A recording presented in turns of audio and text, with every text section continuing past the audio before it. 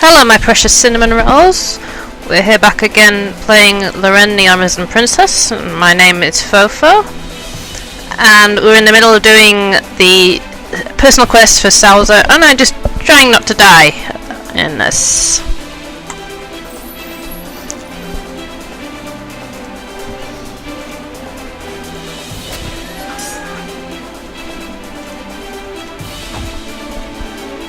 Parliament show.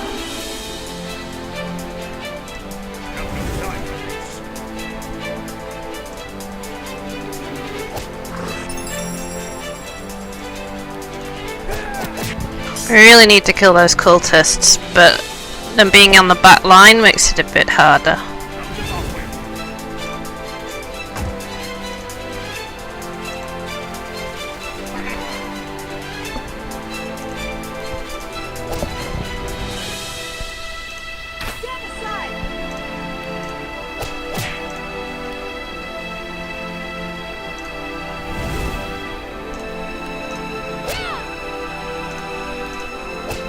Ah, he's healing it.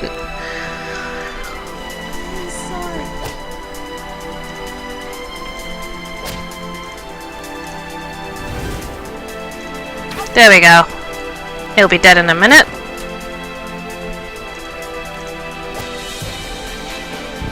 Oh, he's being guarded. Ugh. Keep forgetting they can do that.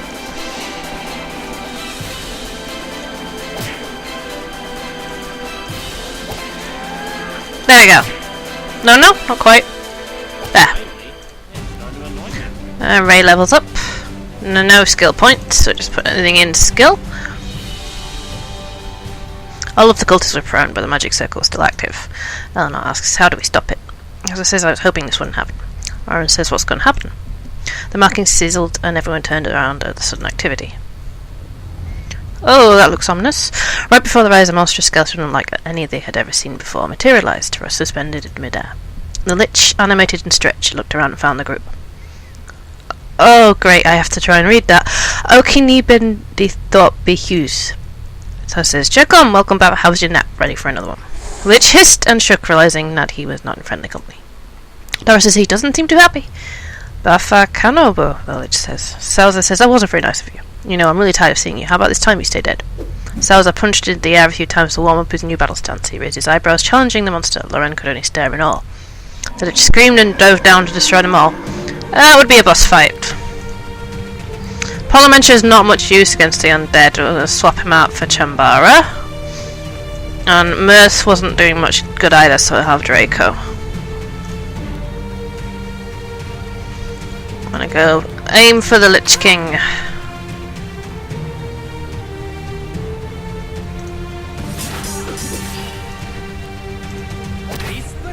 Now, what can Chambara do to these things? Heat the blood. They're undead. They don't have blood. I'm not complaining though, it works.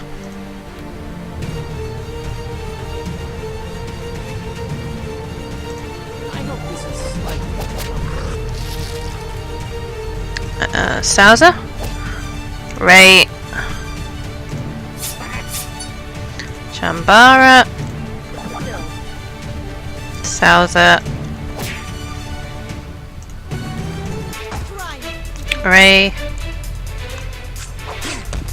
Sauzer. It's a lot of moves, that's good. This was actually easier than the previous battle. I shouldn't speak too soon though, should I? Plague vomit. Ew! There we go. Sauzer levels up. We'll put it all into strength. And he gets the skill point. Guess we'll have to use lightning reflexes, so. Lich dissolved into nothing against his will. The magic markings on the floor dulled and went dormant. Hey! We level up Dora, put it all in skill. And Karen, put it all in skill. And Mirth, put it all in will. So, everybody's at least a level 9, that's good. Sauzer says, ugh, I hate that guy. Mirth says, and just who was he exactly? Sauzer says, a real smug bastard from the old age. His soul was corrupted because of all the evil things he did in his life, but unfortunately made him into something cultists just can't keep their hands off of. I'm glad we got him when we did. If he was summoned and freed, we'd have a problem just as big as the one in Everburn. Loren says, fortunately, we've put an end to him. Loren says, we've completed your task. Are you capable of leaving the temple now to fight another great evil? Tal says, yes, this was a more advantageous cleanse than I expected. I can certainly spare myself and maybe even a few other disciples to help battle the demons. So this is not much different from the undead, right? Eleanor says I should expect not. Sauzer says, can't wait. Oh, we got an achievement for recruiting all the DLC companions.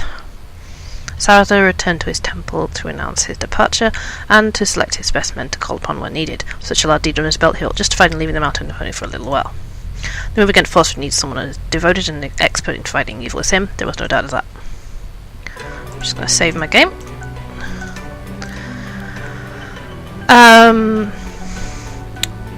Let's go to Grimoire. Oh no, I don't think we need to do that. Not training up Grand Tree.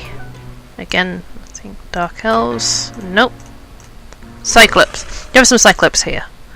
I don't want to fight them. That's for training, really. Oh, random encounter. Okay, we'll do that. I don't know why we have to have a random encounter with Dark Elves when they're supposed to be on our side by now, but...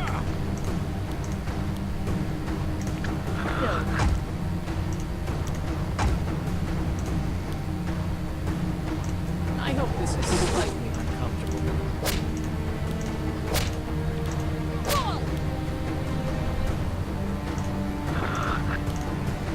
Easy.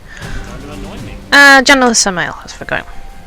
General Samael's camp was heavily guarded, and Loren knew that none of them would have gone close to Ashtrand's help. The guards interrogated them with heavy suspicion, and even after they agreed to grant an audience, only Loren, Pelimench, and Amukiki were allowed inside the tent. Everyone else was kept under heavy watch outside. Samael says, you were distracting me, travellers. I don't even know why you were. Samael says, If it isn't the heretic Archers himself, you will not bewitch me to your elf agenda. You might as well leave. Pelimench says, I'm glad that my reputation precedes me, but it's very much the wrong one. Someone says, oh, then the rumours of being stripped of your title are false. Great, for a moment there I thought you my enemy. And I destroy my enemies with it, that's why I am where I am. The way the General's eyes were threatening towards the Pelimench show. We have urgent news and it's in your greatest interest to listen. Loren says, your enemy is not at all who you think it is. Samael says, and who the blast are you? Pelimench says, this is Princess Loren of the Amazons. Those she-devils to the west, you won't be castrating me, sorry to say. Loren Kiki kicked to the... Loren Kiki, I was thinking Amukiki and Loren at the same time. Loren kicked to the war table, scattering the figurines. She was about to draw her sword, but Amukiki stepped in front of the general. As offensive as it was, it reminded Loren of her peace-seeking, so she turned away in her anger. Emma says, and who? Ah, the bear, have you reconsidered joining my army? He stands with us, general. He has seen truth. Pelimench says, I can get in the carriage, his name's picked up today. Samael says, what, is this true? You're following this madman into infamy. Amukiki says, the elves did not start the war. It was demons. The general was quiet for a while. He repeated demons softly to himself. So, they found a new joker to lead them. Pelimench says, this is force, the same as ever. Samael says, but we crushed that fast into the inferno. Amukiki says he is back and he is stronger than before. Samael looked back at Amukiki as if he honestly trusted what he had to say over Pelimench. Then we'll crush both him and the elves in a single campaign. Loren says, you must stop your war with the elves. You need them to battle the evil in Everburn. Samael says, need the elves? Pah. Amukiki says, the demons are too formidable to fight as one nation. Only together can Aravon win. Samael says, I respect you a lot, Gladiator, but I don't believe that for 1 second. I fought demons in my day more than any man should. I know what my army can handle. You're all done insulting my leadership? Get out of my tent, now. They were kicked back out with the other party members. Eleanor says, well, how did it go? A great fool he'll turn out to be. He was going to hear none of my reasoning, but at the very least he recognised Amukiki. It's by his grace that we spoke this long at all. Gladiator held his head high. Amukiki says, the general believes that the Empire is the strongest nation and will listen to none other. Unfortunately, that means he is stronger than even demons as well. Loren says, enough, how do we change his mind? Amukiki says, we will head to the Everburn Mountains and give him proof of their strength. He needs to doubt that he can take them along alone. Need quest. Pelimench says, luckily I think this will be easy to prove. We need only survive the gathering of that proof. Jacob says, I don't like the way you said that. We're going to survive, right? Loren says, perhaps. No one may even realise anything. Draco says, see, right there is what I'm talking about. She hates me. Beth says, I'm not looking forward to breaching the Everburn Mountains, but if it is the only way. Amukiki says, we should proceed with caution. The party sent off towards the dark mountains to find the vicious demons and beasts that might tilt the mighty general's perceptions to their favour. I save my game again. We're going to Everburn. Hang on, I'm just not actually going to camp. I'm just going to look at my inventory. Quests. The only quest we've got is Convince Samuel at the moment. Everything else is completed and we don't have any character quests. So let's just see if anybody has anything to say. Nope. Nope. Nope. Eleanor says, you have a peculiar name. Our old nomad's named like that. Amukiki says, what is wrong with my name? And Eleanor says, nothing's wrong with it. I'm just noting that it's interesting. Amukiki says, I'm proud of my name. I chose to keep it when they forced me to take another. Eleanor asks, who forced you? Amukiki says, the Empire. My name reminds them of my heritage, and that bothers them, but it does not bother me, so I keep it. Eleanor asks, why would your name bother people? Because nomads are barbarians. If I am to be one of them, I cannot be so. Eleanor says, yet you rebelled against that. Don't you want to be part of the Empire in the first place? Amukiki says, no. Amukiki's jaw flexed as he resituated himself. My Khan has banished me. Eleanor almost gasped, not expecting Amukiki to be disowned from a heritage he still so deeply respected. Eleanor asks, why? I refused a woman that was given to me. Oh, let's pick the romance option. Eleanor asks, you mean no wife? Amukiki says, she should be my life mate as chosen by our clans. Eleanor asks, but you didn't want her. Amukiki says, no. Eleanor asks, did you know that if you didn't take her, you'd be exiled? Amukiki says, yes. What about her drove her from your people? It must be important. Many reasons. I was too young, I had no decisions on my own, she was unimpressive, she did not belong with me. I did not feel for her as I should have towards mate. But my clan was in debt to her clan, I was the gift more than she. Eleanor asks, you were exiled, but you still consider yourself one of them. I do. Because it's clear I'm not part of the Empire. You said that before you were a free man, but I wonder if that's really true. Gladiator did not know how to respond to the claim, unable to accept the idea, but it hurt as much as if it were the truth. He never managed to reply. Whoa, we got his romance up further than I thought. Oh, he's ahead of everybody. Let's see if he's going to say. Amukiki said nothing. Okay. The X is getting restless. Yeah. Loren's it. Yes, Loren, I know. Karen? Please, I need to be Loren. Oh, okay. No, fine. Rei? Rei stepped to the campfire, one of his arms completely bare. He took several red flowers and began pushing them into a bowl next to it. As intrigued Eleanor, and she crept closer to spy what he was doing. The crystallized amid dye, which Rei dipped his fingers and began drawing a line starting from the wrist and straight to his shoulder. It looked cosmetic, but he'd never seen him do it before. With tiny touches, Rei disposed of the dye and recovered his arm. Eleanor could not help herself anymore, and she had to ask, I'm sorry, but what were you just doing? Rei says, as always, we'll need my aim perfectly straight tomorrow. He gestured the act of firing crossbow, but his explanation had explained nothing. Eleanor says, what? My arm was twisted today. Eleanor blinked. It needs a speedy recovery. The more Rei acted like Eleanor should have understood him, the more she wished she did. Please don't tell me you've never seen an elf mark himself before. Eleanor went blank at hearing the term, as if she'd had memories of such drawing on elves, but it was too deep in the past to recall. Rei's incredulous look melted as he started to pity on her. I was joking, but it's true, isn't it? I've lived too much of my life as an Amazon slave. Please don't hold it against me. He was silent for a moment, and Eleanor looked away. He eventually walked towards her and revealed his arm again to her. She was almost too embarrassed to look at it now.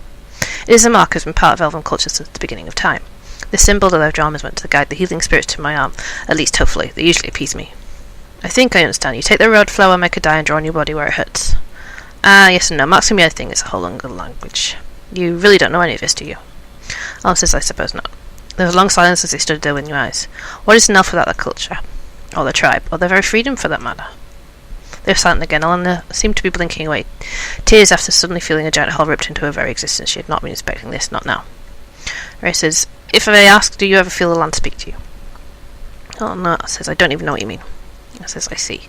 Eleanor took a shuddering breath. She was determined to not let this conversation undo her. Would you like to learn? Learn? I think you should learn. The prospect of learning her roots and essentially herself was the most tempting offer she'd ever heard, but it was Rei who was offering it. After the deal it had just been through, could she trust herself to him? What would that entail? He says, all I ask for is one night in the forest alone. He says, what? No, not with me, completely alone by yourself. You'll learn more than you expect, I am sure of it. I promise that you will. A night in the forest is not a great challenge. He says, so you would do this? Eleanor says, yes. Very well, meet by the edge of the clearing at dusk. Nightfall came and Eleanor made her way to the edge of the forest, just as Rei instructed. She was dubious about what was about to happen, but her hunger for a personal identity outweighed that. She was relieved to find Rei without a smirk or devious look on him. It said he appeared even more serious than in battle. I was fearful he would not trust me enough to show up. We are friends, remember? Rei says, friend, yes, I'm sorry, I wasn't sure if you meant that, but I'm relieved you did. After all, here you are. Well, says, is it odd that I showed up? Because I couldn't turn right back around. He laughed and shook his head. No, you're mine now. I'm joking. Laugh. Eleanor forced a smirk. Rei then turned towards a nearby tree and pounced up in a blink of an eye. Eleanor says, where are you going? I can't follow you up there. You can't really. All elves know how to tree run. Really? Yes, of course. First you learn to work, then you learn to climb, then how to talk. Really? You never learned? Eleanor could only hear him chuckle as he completely disappeared into the canopy. I think you're pulling my leg. You shouldn't lie to me right now if you're sensitive about trust. So if Giz that was a liar, never mind. The son said, follow me into the woods. I cannot follow you. I just said so. It says, just follow my voice. He already sounded far ahead of her, prompting her to stagger blindly into the woods to catch up. Gundita rambled her, and they winded deeper and deeper into the forest. She could not even remember which way was camp anymore. There was nothing but trees all around her, not for as far as she could see. And even that was dwindling with the sun. The thickness of the forest blotted out most of the moonlight as well. Rei had stopped talking, and she stopped moving. Rei... Eleanor says, wait, where are we? You're spending the night here. Sleep in the middle of the forest with no standing watch, no light or bedding. And no weapons. Excuse me? Rei says, you're doing this for yourself, remember. You lived in a stone building for most of your life, from what you've told me. That's no way for an elf to live. Rei says, spend just one night like our ancestors, just one, you might find what separates us from humans. Eleanor was torn, wishing nothing more than to be back at the warm campfire again where she knew she belonged. The forest was not her home. And if I do stay the night here, what then? She heard a crack behind her and she instinctively reached for her sword, but she resisted even though it took most of her willpower not to draw it. Eleanor says, Rei? He still did not answer her. Several moments later she was sure he was abandoned her. He had abandoned her, even. Eleanor says, now I'm really alone. I'm sure it'll be fine. Probably. It was impossible for her to fall asleep from jumping at every sound that she heard. She even called to see if it was Rei who had returned, but it was not. She even dared to draw a sword when she thought she was in mortal danger, but the monster was nothing other than a tame deer. Nothing had hurt her, and she could not believe it. Eventually she did find an ounce of sleep while leaning against a tree. When she uprised in the morning, she saw a different forest before her. It was the same place, but it looked different. Everything was coated in amber in the light of the sunrise, and she could see further. She could hear the birds around her and smell the morning dew. She had expected Rei to come find her, but he did no such thing. Even with the sun high in the sky, she was still where she was left. She did not wish to panic, but the realization that she was lost or even stranded ran through her mind. She desperately tried to find her way back to the camp, but she went in circles. She was tired and now afraid. She cursed her knowledge and regretted every decision in her life to not learn tracking skills. In a moment of true defeat, she was silent and heard something she thought she only imagined. It sounded like the wind had spoken to her. Eleanor says, what? What was that? She felt blown in a certain direction. The leaves rustled and fell as if they were trying to tell her herself. She could not believe it. She convinced herself that she was delusional from lack of sleep, but she could not deny that it seemed as if the forest was speaking to her. I'm lost. Was it too silly a thing to ask a tree a question? It didn't feel silly when she spoke it, because it answered. She could hear the trees bend and moan. She was drawn to a straight thoroughfare in the forest, the chirping trees, buzzing insects. Every breeze and fallen leaf seemed to guide her. She would have been a fool to trust the wind of the wilds if it had not landed in the same clearing that she had started out in yesterday. Her heart swelled in her throat from seeing camp. She had made it back even though she could not explain why. Well, says, but... She ran into the campsite and found everyone enjoying breakfast, or perhaps eating lunch. She did not know, but she did know that Rei was among them without a care in the world. They all stopped eating when they saw Eleanor stumble forward, leaves and twigs all about her person. Erica says, whoa, what in the blazes happened to you? Did a tree attack you? Or says, where have you been all morning? I says, yes, where? She ignored the comments and dived right for Rei. Was that you? Did you just trick me? Tell me. He says, what me? I've been here the whole time. I says, I saw her foot outside the camp. I thought you said she was going for supplies. Everything that just happened in the forest was real. She'd never experienced such a connection with nature before. It was real. Dora says, I got lost. So we're not getting more bacon? Dora says, this just ruins everything. Rei stood up to leave, but Eleanor caught his arm, still desperate for answers. He met her gaze. Everything? Now you know what it means to be now you know what it means to truly be an elf. She was dumbfounded by this simple statement, but it was true. Everything that he said would happen and did, and she felt a little more whole because of it. Maybe a lot more whole. Maybe completely whole. Eleanor says, Rei. Her voice unexpectedly wavered and she swallows. Thank you. Paddy continued eating chat at blaring levels, but there was still a silence between the two of them. Rei did not hold a drop of smugness. He took her in twigs and all. Before they lingered too long, Rei smirked and sprang to a walk. Lesson number 2, tree climbing. What? No, did you not hear me? Did you hear me? No, I'm not shambling up trees with you. Pretending not to hear her. And his rumors has gone up. And I'm going to end this episode here before we talk to anybody else. Hi, this is Phoephoe. Thanks for watching this video. If you liked it, please leave a like, comment, and if you really liked it, please